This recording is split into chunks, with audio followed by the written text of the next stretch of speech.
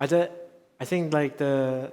So I've been working and kind of researching in the algae uh, sector, algae community for a while, and I guess what we just talked about brought up one interesting kind of tidbit, which was a company that I won't name has now is now working with a very big company I won't name in making algae-based food additives.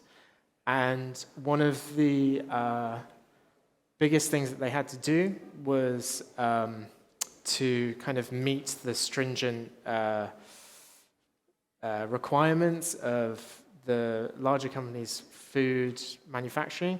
They had to grow algae using glucose or like a sugar-derived growth rather than photosynthesis.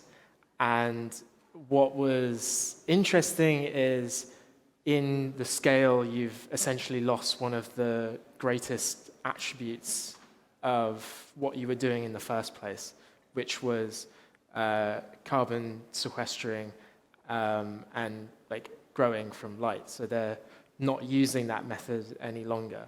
I know that I'm like keep saying depressing things, but what I think it's just like an idea from that is the like systems need to change in terms of like how stringent do we have to be, and maybe we have to like relinquish some of this stringency if we're going to accept more like biologically grown materials and things. I'm sure Biome has also like faced similar issues of I know the construction industry has like tons of legislation and regulations.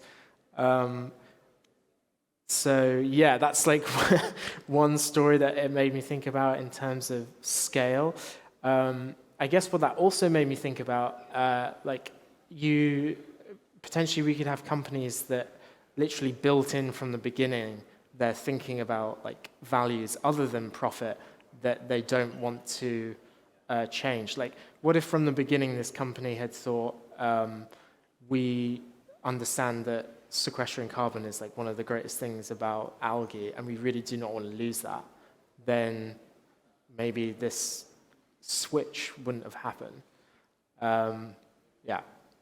Those are definitely some of the toughest questions. I would agree, and I think we'll come back to this at the very end in a moment. This idea of how to kind of protect this integrity or the integrity of companies when it comes to regeneration. And I think what you're pointing to as well is this need for a high level of awareness and education among the public, and especially, of course, students going into this field where it's not about, okay, oh, we're making algae, we're making this from seaweed. It's not about that. It's about a more holistic understanding of what's actually going on and what are the ecosystem impacts there. Whereas oftentimes, I mean, I think there's a risk that anything that's labeled regenerative is treated at the surface level oftentimes, and it's we're using this fancy leather substitute, for instance, and then that's the end of story, right? So